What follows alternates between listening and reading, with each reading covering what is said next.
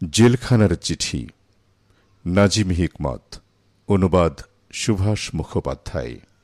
প্রিয়তমা আমার, তোমার শেষ চিঠিতে তুমি লিখেছ, মাথা আমার ব্যথায় টনটন করছে, দিশেহারা আমার হৃদয়। তুমি লিখেছ, যদি ওরা তোমাকে ফাঁসি দেয়, তোমাকে যদি হারাই, আমি বাঁচব না। তুমি বেঁচে থাকবে প্রিয়তমা বধূ আমার। আমার স্মৃতি কালো ধোঁয়ার মতো হাওয়ায় মিলিয়ে যাবে। তুমি বেঁচে থাকবে আমার হৃদয়ের রক্তকেশী ভগিনী। বিংশ শতাব্দীতে মানুষের শোকের আয়ু বড়জোর 1 বছর। মৃত্যু দড়ির এক প্রান্তে দোদুল্যমান সব দেহ। আমার কাম্য নয় সেই মৃত্যু। কিন্তু প্রিয়তমা আমার, তুমি জেনো, জল্লাদের লোমশ হাত যদি আমার গলায় ফাঁসির দড়ি পরায়, নাজিমের নীল চোখে ওরা বৃথাই খুঁজে ফিরবে ভয়। অন্তিম উষার অস্ফুট আলোয় আমি দেখব আমার বন্ধুদের, তোমাকে দেখব। আমার সঙ্গে কবরে যাবে শুধু আমার এক অসমাপ্ত গানের বেদনা। বধূ আমার, তুমি আমার কোমল প্রাণ মৌমাছি, চোখ তোমার মধুর চেয়েও মিষ্টি। কেন তোমাকে আমি লিখতে গেলাম?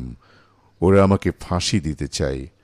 বিচার সবেমাত্র শুরু হয়েছে, আর মানুষের মুন্ডুটা তো বোটার ফুল নয়, ইচ্ছে করলেই ছিঁড়ে নেবে। ও নিয়ে ভেবো না, ওসব বহু দূরের ভাবনা। হাতে যদি টাকা থাকে, আমার জন্য কিনে পাঠিও গরম একটা পাজামা। গায়ে আমার বাত ধরেছে। ভুলে যেও না, স্বামী যার জেলখানায়, তার মনে যেন সবসময় ফুর্তি থাকে। বাতাস আছে, বাতাস যায়, চেরির একই ডাল একই ঝড়ে দুবার দোলে না। গাছে গাছে পাখির কাকলি, পাখাগুলো উঠতে চায়। জানলা বন্ধ, টান মেরে খুলতে হবে। আমি তোমাকে চাই, তোমার রমণীয় হোক জীবন। আমার বন্ধু, আমার প্রিয়তমার মতো। আমি জানি দুঃখের ডালি আজও উজাড় হয়নি, কিন্তু একদিন হবে। নতজানু হয়ে আমি চেয়ে আছি মাটির দিকে। উজ্জ্বল নীল ফুলের মঞ্জরিত শাখার দিকে আমি তাকিয়ে। তুমি যেন মৃন্ময়ী বসন্ত, আমার প্রিয়তমা, আমি তোমার দিকে তাকিয়ে। মাটিতে পিঠ রেখে আমি দেখি আকাশকে। তুমি যেন মধুমাস, তুমি আকাশ, আমি তোমাকে দেখছি প্রিয়তমা। রাত্রির অন্ধকারে গ্রাম দেশে শুকনো পাতায় আমি জ্বালিয়েছিলাম আগুন। আমি স্পর্শ করছি সেই আগুন, নক্ষত্রের নিচে জ্বালা অগ্নিকুণ্ডের মতো। তুমি আমার প্রিয়তমা, তোমাকে স্পর্শ করছি। আমি আছি মানুষের মাঝখানে। ভালোবাসি আমি মানুষকে, ভালোবাসি আন্দোলন, ভালোবাসি চিন্তা করতে। আমার সংগ্রামকে আমি ভালোবাসি। আমার সংগ্রামের অন্তঃস্থলে মানুষের আসনে তুমি আসীন। প্রিয়তমা আমার, আমি তোমাকে ভালোবাসি। প্রিয়তমা আমার, আমার সংগ্রামের অন্তঃস্থলে মানুষের আসনে তুমি আসীন। প্রিয়তমা আমার, আমি তোমাকে ভালোবাসি। রাত এখন 9টা। ঘণ্টা বেজে গেছে গুমটিতে। সেলের দরজা তালা বন্ধ হবে। এবার জেলখানায় একটু বেশি দিন কাটল, 8টা বছর। বেঁচে থাকার অনেক আশা।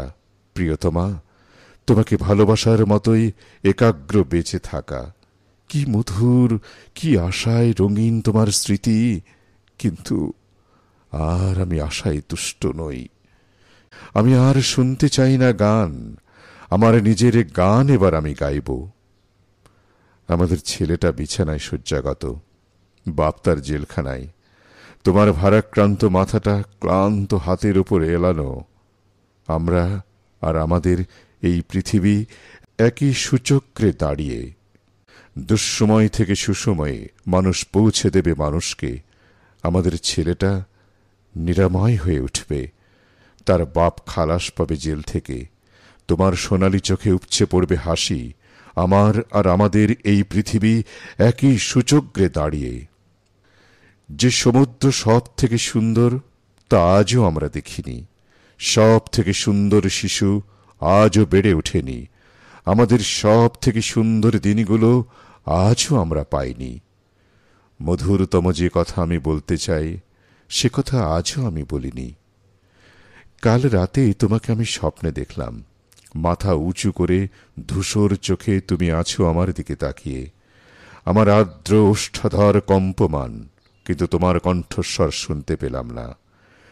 কৃষ্ণপক্ষ রাত্রে কোথাও আনন্দ সংবাদের মতো ঘড়ির টিকটিক আওয়াজ। বাতাসে গুনগুন করছে মহাকাল আমার ক্যানারির লাল খাঁচায় গানের একটি কলি। লাঙল চাষা ভুইতে মাটির বুক ফুঁড়ে উদ্গত অঙ্কুরের দুরন্ত কলরব। আর এক মহিমান্বিত জনতার বজ্রকণ্ঠে উচ্চারিত ন্যায্য অধিকার। তোমার আর্দ্র ওষ্ঠাধর কম্পমান, কিন্তু তোমার কণ্ঠস্বর শুনতে পেলাম না। আশাভঙ্গে অভিশাপ নিয়ে জেগে উঠলাম। ঘুমিয়ে পড়েছিলাম বইতে মুখ রেখে। অতগুলো কণ্ঠস্বরের মধ্যে তোমার স্বরও কি আমি শুনতে পাইনি?